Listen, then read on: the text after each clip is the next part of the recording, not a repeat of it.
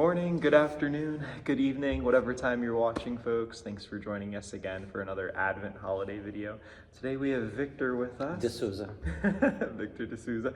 Victor, why don't you share a little bit about yourself for folks that don't know you? Well, I was born and raised a Portuguese Catholic. Okay. I lived in 3 different continents, this one being the 3rd one. Wow. And, you know, this is actually the continent I've lived the most. And I've been a member of this family of Clinton Presbyterian for about 2.5 years now. Wow. And that's basically it. It's a great spiritual experience coming here. And it's good. Yeah, absolutely. Victor and I connected for the first time, I think, during the Lenten study earlier this year. So great to have you now in the hot seat for some interview style questions. But we're gonna have fun today. First question for you: is there a recipe, a prayer, or even a story that's been passed down through generations that still speaks to you? Maybe the recipe would be the easiest thing to go by, because being Portuguese, everything is done at the kitchen table, you know. When you visit a home of a Portuguese family, it doesn't matter if you had a full dinner before you get there, you have to eat something. But there's a tradition also based on our Portuguese culture that involves, because, you know, it's a similar tradition as the Italians have with the 7 fishes.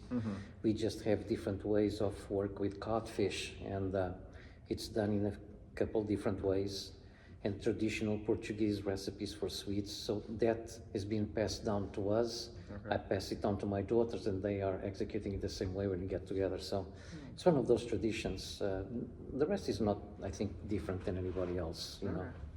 I love that. And then switching gears a little bit, thinking back to Christmas as a child, what was that like for you, and how has that changed over the years? Well, the Christmas as we know it, with the snow and the pine trees and all that, I only met when I came to the United States, because I grew up in Southeast Africa. And there are no pine trees in abundance in Southeast Africa. And then going to Lisbon in Portugal, where it's also a moderate kind of climate, there are pine trees somewhere, but not with the same abundance. And usually the weather is very generous. You know, in Africa is the peak of the rainy season, which is the hottest season of the year. And in Lisbon is moderate. It's tepid in a way, you know. It's winter with 55 degrees, so to say. That's lovely. And then we came here, and we came in July, and then in November, if I remember that year, started like flakes, snow. It was an experience, right? And then seeing all these pine trees covered in white and all that, it's beautiful. So I feel that I was blessed in a way to experience these different ways. In Africa, for instance, we always had an artificial tree, because where are you going to find a good pine tree that you can cut, you know? So, yeah, that is how it changed. Mainly, it was the atmosphere, because all of this involves a spiritual experience, right? Sure. It's what you see outside, what surrounds you, and that's how it changed so far, how it evolved. Okay. Now I have to ask, do you put up a real tree, a fake tree now, or no tree at all? I used to put up natural trees, you know, but we got a cat, and oh, jeez. that poses a challenge I can only for a cat. So we got an artificial tree with the lights on. It's a lot less work. Yeah. And you know, it's just a symbol. You know, in reality, we don't have. We celebrate Christmas sometimes where I am, sometimes at my daughter's place. So it's just symbolic mostly. Definitely. We've been bouncing between real and fake trees in our family, but my wife is pretty staunchly in the camp of natural real tree. So last night at 10 o'clock at night, I was dragging it in, frustrated. But that's a good point. Like it's ultimately a symbol and a reminder. Yeah, I mean, it's at this point in my life, when the kids were little, I used to be Santa Claus, all the time, and I was very good at it. I had a very nice suit. Okay. But then the kids started getting like 5, 6 years old and say, this Santa looks a lot like Grandpa, Yeah. So unfortunately, that is one of the things that you miss. Yeah. To see this experience that these kids have, like going around the house for them to see in the wind, because things are slippery up there, cannot go, so have to come down. That is a unique experience. So it's fun. Experiencing that very much firsthand right now with my daughter. Oh yeah, you will see that. It's priceless. Absolutely.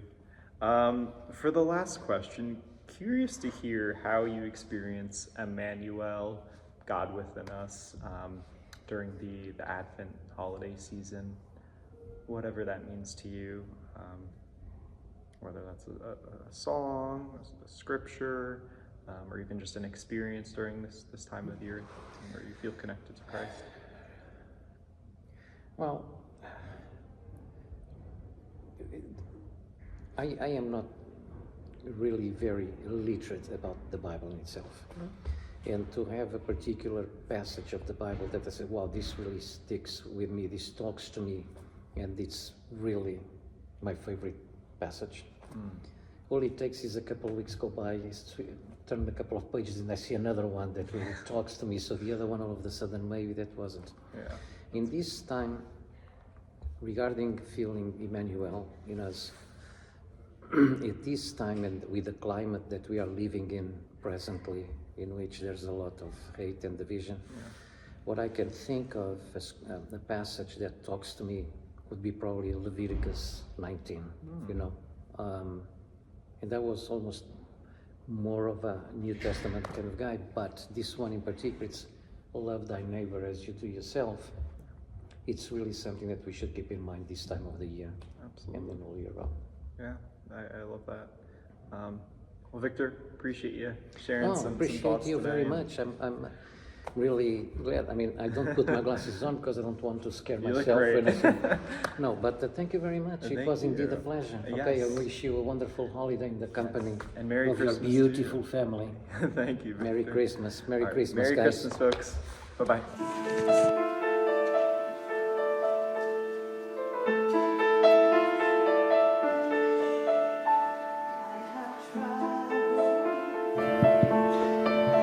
Many moonless nights, cold and weary, with a babe inside, and I wonder what I've done. Holy Father, you have come and chosen me now to carry your Son.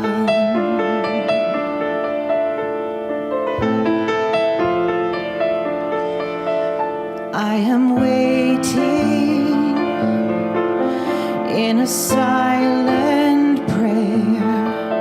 I am frightened by the load I bear in a world as cold as stone. Must I walk this path alone? Be with me now. Be with me now. Breath of heaven, hold me together. Be forever near me. Breath of heaven. Breath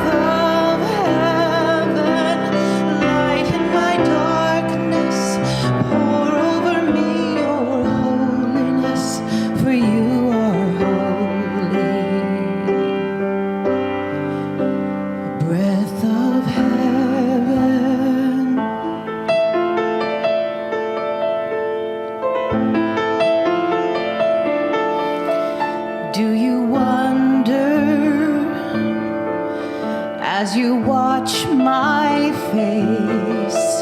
If a wiser one should have had my